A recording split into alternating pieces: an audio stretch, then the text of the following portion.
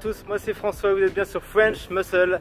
Aujourd'hui sur cette vidéo je vais vous faire découvrir un modèle assez rare en France et assez même voire très intéressant. Vous allez voir ça tout de suite. Vous devinez peut-être ce que c'est avec la petite vidéo que vous venez de voir. En tout cas je vais vous montrer ça plus en détail maintenant sur French Muscle. Voilà la voiture que je voulais vous montrer. Tac. Alors est-ce que vous savez ce que c'est un peu? Charger mais avec pas n'importe quel moteur, c'est la Charger Hellcat. Regardez ça. Regardez-moi ce monstre.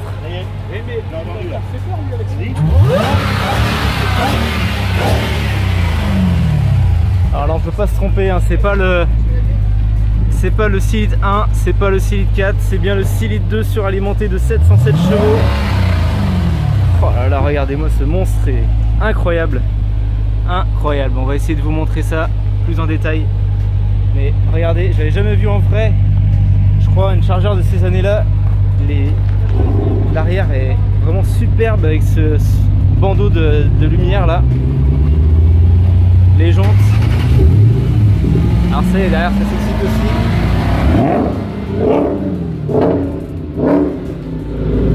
La Hellcat, celle-là.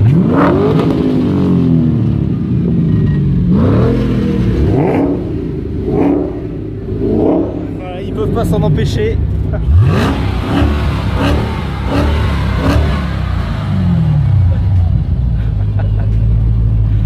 Bon, on devient vraiment des grands gamins hein, quand on a ces véhicules-là. Regardez ça, ce gros jouet.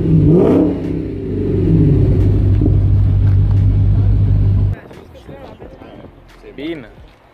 Oh, c'est le même que dans la L4, on est bien d'accord. Exactement le même. La même présentation. Les cache-culbus sont rouge-orange pareil. Ça c'est Mopar.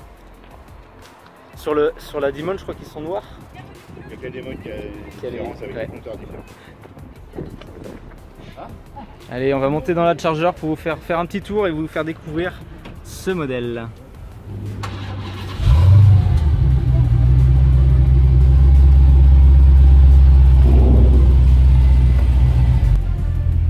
Bon, vite fait cette Charger, ah bah ça a changé, c'est pas grave. Voilà, 4544 km, donc quasi neuve. On retrouve un peu le tableau de bord de la Challenger. Qu'est-ce qu'il raconte là-bas? C'est juste pour pourrir ton reportage. Ouais, on retrouve le tableau de bord un peu de la Challenger, ouais. Avec, je suppose, toutes les options pareilles. T'as peut-être pas encore joué trop avec, mais voilà, les petits gadgets qui vont bien. En mode éco. Ah, hey.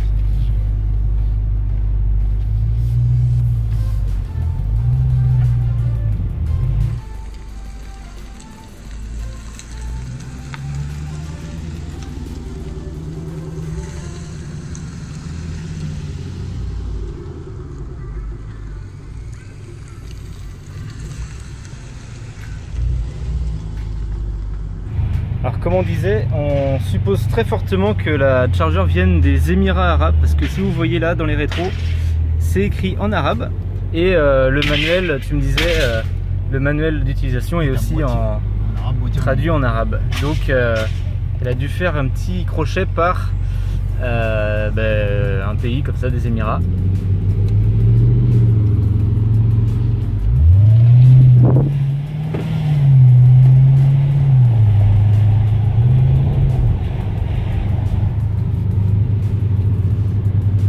Parti dans la Charger avec Laurent, l'heureux nouveau propriétaire. Ouais. T'as Laurent, on en profite là, on va... Ouais, voilà l'exclusivité pour vous sur French Muscle, profitez-en. En deux mots, dis-nous ce qui t'a donné envie un peu d'acheter ce modèle là, parce qu'on voit, on voit pas mal de Challenger Hellcat, mais les Charger beaucoup moins.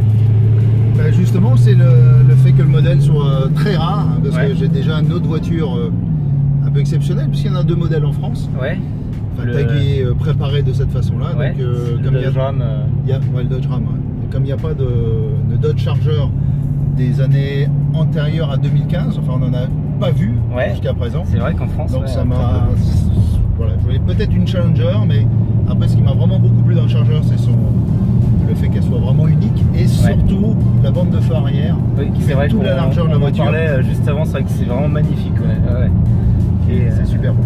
Et puis bon, bah, c'est place arrière. Alors on en a aussi sur la Challenger, mais avec les portes là, c'est une vraie qui vont bien. La berline vraiment bien énervée, hein, avec le.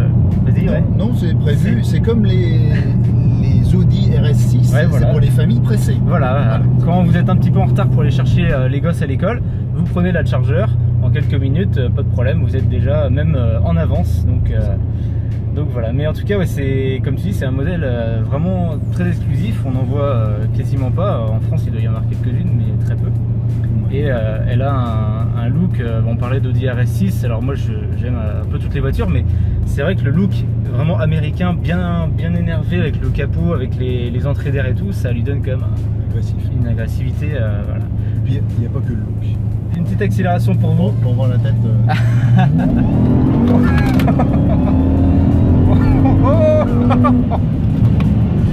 Voilà, donc là, les 90 km/h, encore une fois, sont atteints très rapidement, bien sûr, dans ces voitures-là. C'est impressionnant. Impressionnant. Et c'est différent de la L4, c'est un peu plus civilisé, j'ai envie de dire. Enfin, dans toute proportion gardée, parce que ça reste. On est parti en crabe quand même. Ouais, c'est un truc de malade, mais ah ouais, poussé. En fait, c'est. Voilà, moi, j'ai pas d'expérience plus que ça dans des voitures de cette amplitude-là, à part la L4, la ZL1 ALE, la Camaro aussi. Mais c'est quelque chose qui est vraiment incroyable. Voilà, c'est dommage que vous puissiez pas tous être là. Bon, là, il y aura la place de mettre un peu de monde derrière, mais bon, tous les abonnés pourront pas. Mais c'est des sensations qui sont vraiment incroyables. Tout à fait. Et puis, d'ici quelques temps, on n'est pas encore tout à fait prêt, mais avec l'association, on pourra faire des baptêmes pour des causes, pour des associations. Alors, donc là, il y aura moyen de venir. Tu fais bien d'en parler. Donc c'est vrai qu'on est dans des voitures qui appartiennent. Les propriétaires font partie de l'association Vroom 44. Donc on a même les 3 fondateurs finalement du groupe. Et donc si vous n'avez pas vu les vidéos là sur le road trip qu'on avait fait en avril dernier dans le sud de la France et en Espagne, vous pouvez les voir. Je mettrai les liens dans la description où on présente un peu plus Vroom 44.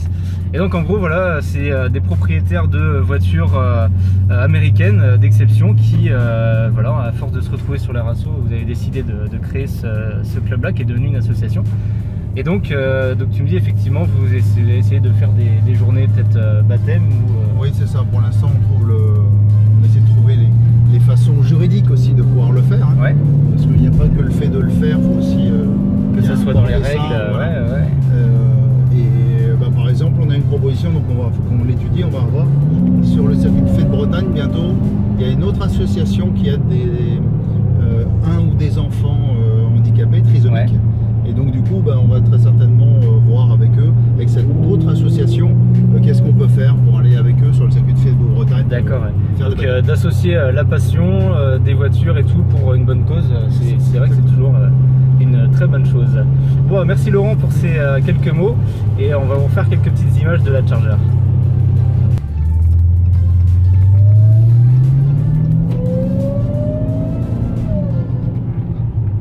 Je sais pas si vous entendez le compresseur là, le sifflement, on l'entend vachement bien nous dans l'habitacle. C'est encore qui fait le côté assez exotique de cette voiture.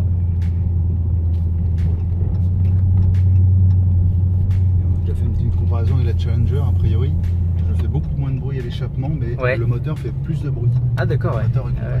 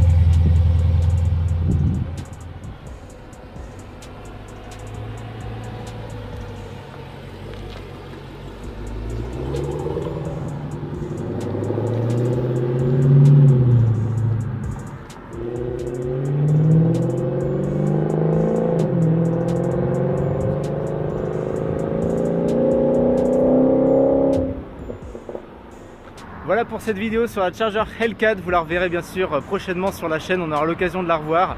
J'espère que vous avez apprécié ce modèle quand même exceptionnel en France. Dites-moi ce que vous en pensez en commentaire. N'oubliez pas comme d'habitude de mettre un petit pouce et de vous abonner à la chaîne French Muscle, d'aller voir sur Facebook et Instagram les photos et les vidéos que je mets en plus. Et moi je vous dis à bientôt sur French Muscle pour de nouvelles vidéos sur les muscle cars. Salut!